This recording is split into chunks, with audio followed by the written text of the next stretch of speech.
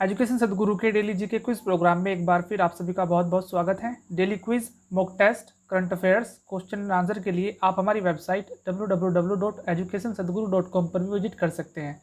तो चलिए दोस्तों, आज के अपने सेशन की शुरुआत हम कल के अभ्यास प्रश्न के द्वारा करेंगे। कल हमने आपसे अभ्यास प्रश्न में पूछा था कि हाल ही में किसे पंजाब और सिंध बैंक का नया एमडी और सीईओ नियुक्त किया गया है। तो इस प्रश्न का सही आंसर है ऑप्शन ए यानी एस कृष्णन। हाल ही में कैबिनेट की नियुक्ति समिति ने पंजाब और सिंध बैंक के प्रबंध निदेशक और मुख्य कार्यकारी अधिकारी के रूप में एस कृष्णन की नियुक्ति को मंजूरी दे दी है। वह एस हरिशंकर की जगह लेंगे। आपको बता दें कि इससे पहले एस कृष्णन कैनरा बैंक में कार्यकारी निदेशक थे। चलिए आज का अपना पहला प्रश्न भी देख लेते हैं कि निम्नलिखित में से किसे अभी हाल ही में जम्मू कश्मीर के उपराज्यपाल मनोज सिन्हा का प्रमुख सचिव नियुक्त किया गया है। इस प्रश्न का सही आंसर है ऑप्शन सी यानी नीतीश्वर कुमार। हाल ही में उत्तर प्रदेश कैडर के वरिष्ठ आईएएस अधिकारी और वर्तमान में राष्ट्रीय अध्यापक शिक्षा परिषद में सदस्य सचिव नीतीश्वर कुमार को जम्मू कश्मीर के उपराज्यपाल मनोज सिन्हा का प्रमुख सचिव नियुक्त किया गया है। आपको बता दें कि आईएएस अधिकारी श्री कुमार उपराज्यपाल सिन्हा के रेल मंत्री रहते हुए उनके ऑफिसर ऑन स्पेशल ड्यूटी के रूप में भी अपनी सेवा दे चुके हैं। चलिए इसके साथ अगला प्रश्न भी देख लेते हैं कि हाल ही में प्रथम अंतर्राष्ट्रीय स्वच्छ वायु दिवस कब मनाया गया है। इस प्रश्न का सही आंसर है ऑप्शन बी यानी 7 सितंबर। हाल ही में 7 सितंबर को प्रथम अंतर्राष्ट्रीय स्वच्छ वायु दिवस मनाया गया है। इसी के साथ केंद्रीय पर्यावरण मंत्री प्रकाश जावड़ेकर ने पहले नीले आकाश के लिए स्वच्छ वायु अंतर्राष्ट्रीय दिवस पर एक वेबिनार की अध्यक्षता भी की। इस वेबिनार में 28 राज्यों और 8 केंद्र शासित प्रदेशों के शहरी विकास विभाग और पर्यावरण विभाग के प्रमुख सचिव भी शामिल हुए। आपको बता दें कि संयुक्त राष्ट्र महासभा ने 19 दिसंबर 2019 को एक प्रस्ताव पारित कर 2020 से प्रत्येक वर्ष 7 सितंबर को नीले आकाश के लिए स्वच्छ वायु अंतर्राष्ट्रीय दिवस के तौर पर मनाने का फैसला किया था। चलिए अगला प्रश्न भी देख लेते हैं कि हाल ही में किस देश के वित्त और संचार मंत्री युवराज खटीवाड़ा ने अपने पद से इस्तीफा दे दिया है। इस प्रश्न का सही आंसर है ऑप्शन ए यानी नेपाल। हाल ही में नेपाल के वित्त मंत्री और संचार मंत्री युवराज खाटीवाड़ा ने अपने पद से इस्तीफा दे दिया है। खाटीवाड़ा ने अपना इस्तीफा नेपाल के प्रधानमंत्री केपी शर्मा ओली के नाम प्रस्तुत किया। आपको बता दें कि युवराज खाटीवाड़ा सेंट्रल बैंक ऑफ नेपाल के पूर्व गवर्नर भी रह चुके हैं। चलिए अगला प्रश्न भी देख लेते हैं कि हाल ही में ब्रिक्स खेल 2021 की मेजबानी निम्नलिखित में से किस देश को सौंपी गई है। इस प्रश्न का सही आंसर है ऑप्शन सी यानी भारत। हाल ही में ब्रिक्स खेल 2021 की मेजबानी भारत को सौंपी गई है। केंद्रीय खेल मंत्री किरण रिजिजू ने बताया है कि ब्रिक्स देशों के खेल मंत्रियों ने वीडियो कॉन्फ्रेंस के माध्यम से कोविड-19 के इस दौर में खेलों के आगे के रास्ते के प्रभाव का आकलन किया। खेल मंत्री के अनुसार खेलो इंडिया गेम्स 2021 के दौरान एक ही समय पर एक ही आयोजन स्थल पर ब्रिक्स गेम्स 2021 का आयोजन भी किया जाएगा।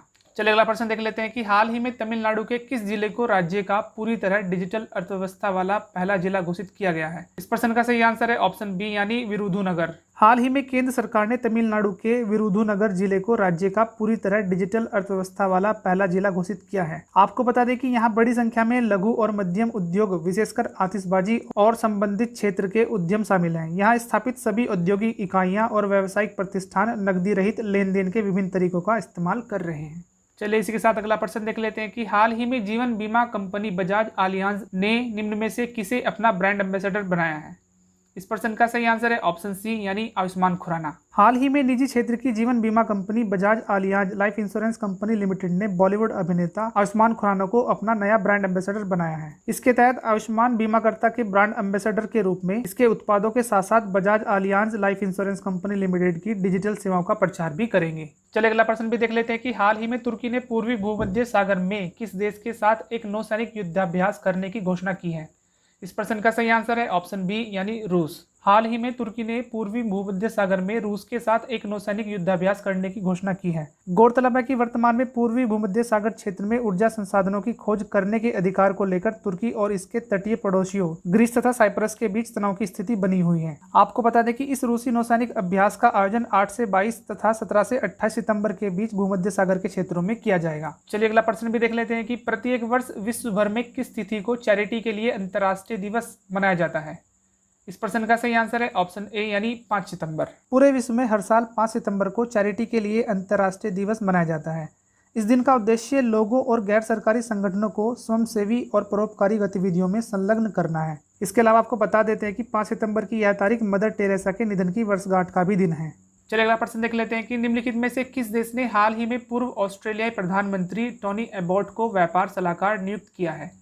इस प्रश्न का सही आंसर है ऑप्शन बी यानी यूनाइटेड किंगडम। हाल ही में यूनाइटेड किंगडम ने पूर्व ऑस्ट्रेलियाई प्रधानमंत्री टोनी एबॉट को एक व्यापार सलाहकार के रूप में नामित किया है।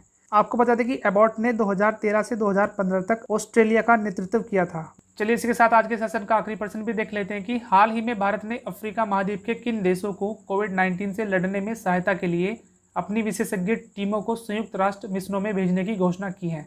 इस प्रश्न का सही आंसर है ऑप्शन सी यानी कांगो और दक्षिणी सूडान। भारत के संयुक्त राष्ट्र मिशन के हालिया बयान के अनुसार भारत दक्षिणी सूडान और डेमोक्रेटिक रिपब्लिकन ऑफ कांगो में संयुक्त राष्ट्र शांति अभियानों का समर्थन करने के लिए विशेषज्ञों की 2 टीमों को भेजेगा। आपको बता दें कि इस कदम का मुख्य उद्देश्य दोनों देशों में कोविड-19 चुनौतियों का मुकाबला करना है। चलिए आज का अभ्यास प्रश्न भी देख लेते हैं कि हाल ही में प्रसिद्ध केशवानंद भारती का निधन हो गया है। उनका संबंध निम्न में से किस विकल्प से है? ऑप्शन ए मौलिक कर्तव्य, बी नागरिकता, सी संविधान का मूल ढांचा या फिर डी कॉलेजियम व्यवस्था। इस अभ्यास प्रश्न का आंसर आप हमारे कमेंट सेक्शन में जरूर दीजिएगा और यदि आज की वीडियो आपको पसंद आई है तो वीडियो को लाइक करें, कमेंट करें और दूसरों के साथ शेयर भी करें।